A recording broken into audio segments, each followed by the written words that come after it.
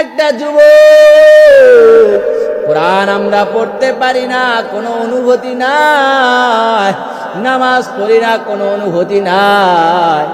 একটা সন্তান যদি একদিন দোকানে না যায়, কাজে না যায়, বাবার পেরেশানি বেড়ে যায়, কেন তুমি কাজের ভিতরে যাও না? কিন্তু সন্তানটা যদি একদিন কোরআন না পড়ে, নামাজ না পড়ে, বাবার কোনো অনুভূতি নাই। এজন্য ওই মুসলমানের সন্তান কেমন হওয়া দরকার? রশিদ আহমদ গাঙ্গুহি রহমাতুল্লাহি আলাইহি এমন ভাবে রাস্তা দিয়া যায়, তার সাথে আরেকজন সাথী নিয়ে যায়। হঠাৎ করে আসরের সময় হয়ে গেছে, আসরের আজান হয়ে গেছে, আজান হয়ে গেছে, তিনজন না হইলে জামাত করতে পারবে না। তাই বলতেছে, রশিদ আহমদ ডাক দেয়া বলে, ও দয়ার মালিক, জামাত ছাড়া তো একদিনও নামাজ পড়ি নাই, এক ওয়াক্ত নামাজ জামাত ছাড়া পড়ি নাই, আজকে কেমনে জামাতে নামাজ পড়ব? আমরা দুইজন, আরেকজন আপনি ঠিক করে দেন, তিনজন জামাতে নামাজ আদায় করব। এমন বলিয়া রশিদ আহমদ সামনের দিকে যাইয়া আর একটা যুবকরে দেখতে পাইল। দেখার পরে বলতেছে, ও ভাই কি করো? বলে, আমি জংলার ভিতরে কাঠ কাটি। বলতেছে, আসো নামাজটা পড়িয়া নেই, নামাজের সময় হয়ে গেছে, যাও উযু বানাও। বলে, আপনি এটা কেমন কথা বললেন? ও মুরব্বী আব্বারা খেয়াল করেন। বলে, যাও উযু বানায় আসো, তুমি তো এতক্ষণ কাজ করতেছিলা, উযু বানাও, আসরের নামাজটা জামাতে আদায় করে নে। তখন ওই কাঠুরিয়া ডাক দেয়া বলে, আপনি এটা কেমন কথা বললেন? মুসলমানের সন্তান উযু ছাড়া একটা মুহূর্ত থাকতে পারে, এটা আমার জ্ঞানে ধরে না। আল্লাহু আকবার। বলতেছে, উযু ছাড়া মুসলমানের সন্তান থাকবে, এটা তো আমার জ্ঞানের ভিতরে ধরে না। বলে, কাঠুরিয়া উযু আছে? বলে, হ্যাঁ, উযু ছাড়া একটা মুহূর্তে যে থাকবে সে তো মুসলমানের সন্তান হতে পারে না। আসো তাহলে নামাজে দাঁড়ায় যায়। তাহলে একটা কথা তোমার কাছে জানতে চাই। বলে, বলেন, কি বলবেন? বলে, তুমি কি কোরআন পড়তে পারোনি? কি বলে, কোরআন পড়তে পারোনি? খেয়াল করে। তখন বলে, আপনি আবার এটা কি শুনাইলেন? মুসলমানের সন্তান কোরআন পড়তে পারবে না, এটা তো হতে পারে না, ঠিক কিনা? তখন বলে, ও কাঠুরিয়া, তুমি তো সাধারণ কোনো যুবক না, সাধারণ কোনো যুবক হতে পারো না, তুমি উযু ছাড়া একটা মুহূর্ত কাটাও না, আবার তুমি কোরআন পড়তে পারো না, এটাও হতে পারে না। তুমি তো সাধারণ যুবক হতে পারো না, তোমার পিছনে আজকে নামাজ পড়বো। যাও যাও কাঠুরিয়া, আসরের নামাজের ইমামতিতে দাঁড়ায় যাও। বলে, না না, আমাকে নামাজে দিবেন না, ইমামতিতে আমাকে দিবেন না। যান যান, আপনারাই ইমামতি করে, আপনারাই ইমামতি করবে, আপনাদের পিছনে আমি ইক্তেদা করব। বলে, না না, তুমি যাও। জোর করিয়া কাঠুরিয়ারে নামাজের ইমামতিতে দাঁড়া দিলেন। আল্লাহু আকবার। আরো জোরে বলেন, আল্লাহু আকবার। কাঠুরিয়া যখন আসরের নামাজ শুরু করলে, আমাদের আসরের নামাজ পড়তে সময় লাগে 10 মিনিট, ঠিক কিনা বলে? 7 থেকে 8 অথবা 10 মিনিট, এর উপরে লাগে না। কাঠুরিয়া সময় দেয়া নামাজ পড়ছে 1 ঘন্টা। কেউ দিয়ে সুবহানাল্লাহ কইলেন না? আর জোরে বলেন সুবহানাল্লাহ। সুবহানাল্লাহ বললে কি গুনাহ হবে না সওয়াব হবে? কার কার সওয়াবের দরকার নাই হাত তুলেন। মাশাআল্লাহ। কার কার সওয়াব এবং নেকির দরকার আছে হাত জাগায় আল্লাহরে দেখা। নারায়ে তাকবীর। হাত নামান। এজন্যই আল্লাহকে ডাক দেয়া, সকলে জবানটা খুলিয়া ডাক দেয়া বলেন না আল্লাহ। আরো জোরে বলেন আল্লাহ। ওই আল্লাহর বান্দা কাটুরিয়া ডাক দেয়া বলে, আর তখন নামাজে দাঁড়াইয়া দিলেন, নামাজটা 1 ঘন্টায় শেষ করে দিলেন। নামাজের পরে রশিদ আম্মার ডাক দেয়া বলে, কাটুরিয়া ভাই, আমাদের আসরের নামাজ পড়তে তো 7, 8, 10 মিনিট সময় লাগে, তোমার কেন 1 ঘন্টা সময় লাগছে? আমার মনটা তো জানতে চায়, আমার মনটা তো মানে না। বলে ও ভাই, আমি কেমনে নামাজ ছাড়বো? আমি যখন নামাজে দাঁড়াইলাম, যখন নামাজে দাঁড়াইয়া সানা পড়িয়া যখন হাতটা বাঁধিয়া আলহামদুলিল্লাহি রাব্বিল আলামিন আর রহমানির রহিম যখন পড়ায় আমি শুরু করলাম, আমার আল্লাহ ডাক দেয়া বলে, ও কলিজার টুকরা যুবক, মুরব্বী আব্বারা, পর্দার আড়ালের আম্মা জানেরা খেয়াল করেন, যখন আমি এমন ভাবে পড়া শুরু করলাম, আমার আল্লাহ ডাক দেয়া বলে, লিমানিল হামদু, বান্দা কার প্রশংসা কর? আমাদের নামাজের ভিতরে আমরা প্রশংসা করি কার? আর জবানটা খুলিয়া বলেন না আল্লাহ। তখন বান্দায় ডাক দেয়া বলে, কেমনে আমি নামাজ শেষ করব? আমি যখন হাতটা বাঁধিয়া নামাজ সূরা পড়তেছি, আমার আল্লাহ ডাক দেয়া বলে, কাটুরিয়া, দুনিয়ার মানুষের কাছে সাধারণ তুমি হতে পারো, কিন্তু আমি আল্লাহর কাছে তোমার তেলাওয়াতটা সব থেকে বেশি মজা লাগতেছে। তোমার তেলাওয়াতটা আমি আল্লাহ বেশি মজা পাই। আল্লাহু আকবার, আমি বেশি মজা পাইতেছি। ও কাটুরিয়া, তেলাওয়াতটা ছাড়বি না, ছাড়বি না। তোমার তেলাওয়াতটা তুমি আরো করতে থাকো, আমি তেলাওয়াতটা করতেছি। এমন সময় আমি কাটুরিয়া রুকুতে যাই। রুকুতে আমি যখন যাইয়া বলি সুবহানা রাব্বিয়াল আযীম, সুবহানা রাব্বিয়াল আযীম, আমার আল্লাহ ডাক দিয়া বলে, কাটুরিয়া রে, তোর রুকুটা আমি আল্লাহর কাছে এত সুন্দর লাগতেছে, আমার আল্লাহর কুদরতি হাত আমার পিঠের ভিতরে বুলায় দেয়, এজন্যই আমি কাটুরিয়া রুকুর থেকে উঠতে পারি না। এরপরও আমি রুকুর থেকে উঠলাম দীর্ঘ লম্বা করিয়া। এরপরে আমি যখন সেজদায় গেলাম, সেজদায় যাওয়ার পর আমি বলি সুবহানা রাব্বিয়াল আলা, সমস্ত প্রশংসা আল্লাহর জন্য, সব কিছু আল্লাহ ডাক দেয়া বলে, কাটুরিয়া রে, না না, সাধারণ মাটির উপরে তুই সেজদা দিতে পারো না, তোমার পিঠের উপরে আমার হাতটা আমি বুলাইয়া দিয়েছি। এখন তোমার চেহারা, তোমার এই কপালটা আমি আল্লাহর কুদরতি হাতটা বিছায়া দিলাম, আমার কুদরতি হাতের উপরে তোমার কপালটা ঠেকা দাও। বলেন সুবহানাল্লাহ। ওই কাটুরিয়া ডাক দেয়া বলে, রশিদ আহমদ ভাই, এজন্যই আমার নামাজটা আমি ছাড়তে পারি না।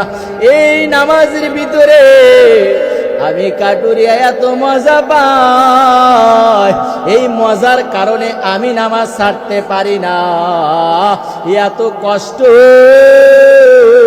কতই কষ্ট না দুনিয়ার মধ্যে আমরা করলাম, কিন্তু নামাজটা এখনো ভালোভাবে পড়তে পারি না। নামাজের ভিতরে সরকার হয়ে গেছে। তখন বাইজি সামনের দিকে হাঁটা শুরু করেছে। পর্দার আড়ালের আম্মা জানেরা খেয়াল করেন, আপনাদের জন্য একটা মেসেজ দিতেছি। তখন যাওয়ার পর সামনে যে এলাকার ভিতরে দেখে নিবো একটু বাতি জ্বলতেছে। যাওয়ার পর বাইজির ডাক দেয়া বলেন, ও মা, ঘরের ভিতরে কে আছো রে? আমি এখানে আসছি নামাজ পড়ার জন্য, উজু করব, পানি দাও। তখন আর কোনো কথার জবাব আসে না। বাইজিদ আবারও বললেন, জবাব নাই। কয়েকবার বললেন, বাইজিদ কেমন জানি একটু রাগান্বিত হয়ে গেছে। বলে, কে আছো? আমি নামাজের জন্য উজুর পানিটা দিয়া দাও। ভিতর থেকে এক মা, বাহির থেকে এই কথা আওয়াজ ভিতরে যাওয়ার পর ভিতর থেকে এক মা উত্তর দেয়, ও বাইজি, এখানে কিন্তু তোমার পাখি মারার কারামতি চলবে না। আল্লাহু আকবার। আরো জোরে বলে। এখন কথা হলো, ওই মা বাইজিদ যে তার নাম সেটা কেমনে জানলো? 2 নাম্বার, পাখি মারার কারামতি মহিলা দেখছে। জোরে বলেন, মহিলা দেখছে, এটা কেমনে জানলো? বাইজি ডাক দেয়া বলে, মারে, আমার নাম বাইজি, কেমনে জানলা রে মা? 2 নাম্বার, আমার পাখি মারার কারামতি তুমি কেমনে জানলা? ও আম্মা জান, এই 2টা কথার প্রশ্ন দিয়া দে। পর্দার আড়ালের মাগো, আপনাদের জন্য একটা মেসেজ দেই শুনে। ওই মা, আপনাদের পেট থেকেই তো বাইজিদ বুস্তামির মতো সন্তান বাহির হয়েছে গো মা। আপনাদের সন্তান থেকে ওলি আউলিয়ারাই বাইর হয়েছে গো মা। ও মা, একটাবার চিন্তা করে। তখন ওই মা মহিলা ডাকটা বলে, বাইজি, আমার ভিতরে 4টা গুণ আছে, 4টা আমল আছে। কয়টা? আরো জোরে বলেন, কয়টা? আমার ভিতরে 4টা আমল। এই 4টা আমল করার কারণে আমার আল্লাহ আমারে এত সম্মানিত করেছে। বলে, কি আমল? আম্মা জানেরা খেয়াল করে, 1 নাম্বার আমল, আমি যখন নামাজের সময় হয়ে যায় তখন আমি সময় মতো নামাজটা পড়িয়া নিই। 2 নাম্বার আমল, আমি স্বামীর খেদমত করি, সেবা যত্ন করি। 3 নাম্বার আমল, ও আম্মা জান, 3 নাম্বার আমল, আমি আমার সতীত্ব লজ্জা স্থানের হেফাজত করি। 4 নাম্বার আমল, যেটা আমাদের সামনে আসতেছে মাহে রমজান, এই রমজানের রোজা আমি রাখি। এই 4টা আমল করিয়া বাইজিদি রে, যখন আমি মা এই 4টা আমল করিয়া যাই নামাজে বসিয়া যায়, আমার আল্লাহ দুনিয়া পৃথিবীটা আমার চোখের সামনে উঠাইয়া ধরে। মনে হয় খুশি হন নাই? আরো জোরে বলেন সুবহানাল্লাহ। সুবহানাল্লাহ বললে ক্ষতি না লাভ। আরো জোরে বলেন। এজন্যই আরো জোরে জবানটা খুলিয়া বলেন না আল্লাহু আকবার। ও কলিজার টুকরা আম্মা জান, একটাবার চিন্তা করেন, 4 গুণওয়ালা মা, এই 4টা গুণ ভিতরে ঢুকাও গো মা। সময়টা পাইলে এই টিভির সামনে বসিয়া সময় নষ্ট করিও না রে মা। মোবাইলের পিছনে সময় নষ্ট করিও না রে মা। সময় পাইলে স্বামীর খেদমত করবা, স্বামীর সেবা যত্ন করবা রে মা। সন্তানটারে কোরআনওয়ালা বানাইবা, সন্তানটারে নামাজিওয়ালা বানাইবাও। সন্তানটারে যদি নামাজিওয়ালা না বানাও, আমার আল্লাহ ডাক দেয়া বলবে, হাসরের ময়দানটা কায়েম হওয়ার পরে বলবে, ও রহিমা বেগম, আব্দুর রহিম আয়া, ও মা, সন্তানটারে যদি কোরআনওয়ালা না বানাইয়া যান কি ক্ষতি শুনেন। যখন আল্লাহ ডাক দেয়া বলবে, ও আব্দুল করিম আয়া, যাও, তোমার ঠিকানা জাহান্নামে হয়ে গেছে, জাহান্নামে যাও। সন্তানটা ডাক দেয়া বলবে, ও দয়ার মালিক, জাহান্নামে দিয়েছো কোনো দুঃখ না, কিন্তু আমার একটা আরজি আপনাকে রাখতে হবে। বলে, কি আরজি বলো? বলে, আল্লাহ, আমার মা আমাকে কোনোদিন নামাজের কথা বলে না, আমার মা আমারে কোনোদিন কোরআন পড়ার কথা বলে নাই, আমার আব্বাই আমারে কোনোদিন গুনাহ থেকে বাঁচার কথা বলে নাই, আমার আব্বাই তো আমার হাতে মোবাইল গুনার বাক্স উঠাইয়া দিছে। আয় আল্লাহ, আমার ওই মা বাবারে এই জাহান্নামের দরওয়াজার ভিতরে শুয়াইয়া দিবে। আমি সন্তান আমার মা বাবারে পারাইয়া পারাইয়া জাহান্নামে যাব। বলেন নাউজুবিল্লাহ। এমন সন্তানকে আমরা কেউ চাই? এমন সন্তান চাই না রে আব্বাজান, কলিজার টুকরা যুবক, পর্দার আড়ালের আম্মা জান, সন্তানটারে যদি কোরআনওয়ালা সন্তান বানাইয়া যান, আল্লাহ বলবে, ও আব্দুর রহমান, যাও যাও, তোমার কোরআন পড়নেওয়ালা, তোমার নামাজ, তোমার ইবাদত, তোমার পরেজগারিতা আমি আল্লাহর কাছে বড় কবুল। আমি আল্লাহর কাছে বড় ভালো লেগে গেছে, আমি আল্লাহ তোর গুনাহ মাফ করে জান্নাতে দিয়ে দিলাম। বলবে না, আয় দয়ার মালিক, জাহান্নামে যেহেতু আমাকে দেন নাই, জান্নাতের ঘোষণা হয়ে গেছে, এই জান্নাতে আমি একা যাব না। আমার জনম দক্ষিণী মা কই, আমার জনম দরদি বাবা কই, আমার মা বাবারে ছাড়াই আমি যাব না। আল্লাহ বলবে, ফেরেশতা যা, আমার এই রহমতের ফেরেশতা যা, আমার এই বান্দা কি বলে দেখ। বলে আল্লাহ আপনার বান্দা বলে তার জনম দক্ষিণী মারে ছাড়া সে জান্নাতে যাবে না। বলবে যা, রহমতের ফেরেশতা যা যা, আমি আল্লাহ হুকুম দিয়া দিলাম, অনুমতি দিয়া দিলাম, আর মাকে তার সাথেই জান্নাতের ব্যবস্থা করে দাও। মাকে তখন সন্তানের কাছে দিবে, বলে যান যান। সন্তান বলবে না না, এখনো পর্যন্ত আমি যাব না। বলে আল্লাহ আপনার বান্দা তো যাই না, আপনার বান্দার মাকে দিলাম, যাই না। বলে রহমতের ফেরেশতা দেখ, আবার কি বলে দেখ। তখন বান্দাই বলবে আল্লাহ, আমার জন্য আমার বাবাই না কতই না কষ্ট করেছে, আমার বাবা আমার জন্য কত কষ্ট করেছে, আমার বাবারে ছাড়া আমি জান্নাতে যাব না। আমি যখন ঢাকাতে পড়ালেখা করতাম তখন দেখতাম এখনো পর্যন্ত, আগে তো প্রায় বাড়িতে যখন আসতাম রাত 1টা 2টা 12টা 3টা 4টা নাই, আমার বাবা ওই যে সামনাগর বাস স্ট্যান্ডে ওই মশার কামড়ে ঠান্ডার ভিতরে বসে থাকতো। কলিজার টুকরা যুবক আমার বাবার জন্য দোয়া চায়। আমার বাবা আমার জন্য কতই না কষ্ট করেছে, ভ্যান গাড়ি চালায়, রিক্সা চালায় আমারে বড় করেছে। আমার বাবার জন্য দোয়া চায়, এখনো পর্যন্ত আমার বাবা আমার জন্য বড় কষ্ট করতেছে। গতকালকে আমি যখন আসতেছি, আমার বাবাই বলে আব্বা, আমার সাথে যখনই কথা বলে আমারে আব্বা ছাড়া কথা বলে না। বলে আব্বা তুমি যখন গাড়ি থেকে নামবা আমারে ফোন দিবা। আমি বললাম আব্বা আমি তো এখন আর ছোট নাই, বড় হয়ে গেছি। বলে না না, আমি এরপরও তোমার কাছে আসবো, তোমারে নিয়ে আসবো। এই সমস্ত এমন মোহাব্বত ভালোবাসার সন্তান তৈরি করেন গো আব্বা জান।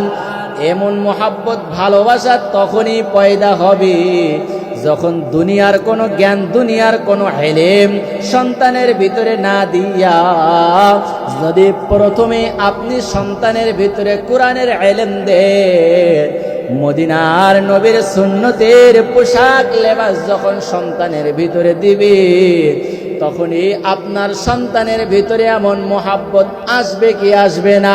এজন্য কলিজার টুকরা যুবক, সময় পাইলে মা বাবার সেবা যত্ন করবা।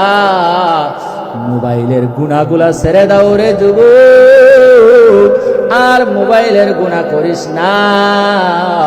একটাবার চিন্তা করো রে যুবক, ওই লেপ কম্বল খেতার ভিতরে তুমি ঢুকিয়া মোবাইলের গুনাহ করো, তোমার মায় দেখে না, বাবাই দেখে না, বন্ধু বান্ধব দেখে না।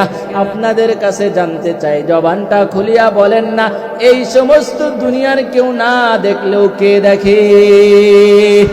ওই আল্লাহ যেহেতু দেখতেছে রে যুবক, এখনো সময় আছে, তওবা করে নাও আর গুনাহগুলা ছেড়ে দাও। আব্বা জানেরা, সন্তানটারে নামাজি বানাইবেন, সন্তানটারে কোরআনওয়ালা বানাইবেন, নিজেও কোরআনওয়ালাদের মহাব্বত করনেওয়ালা হইবে।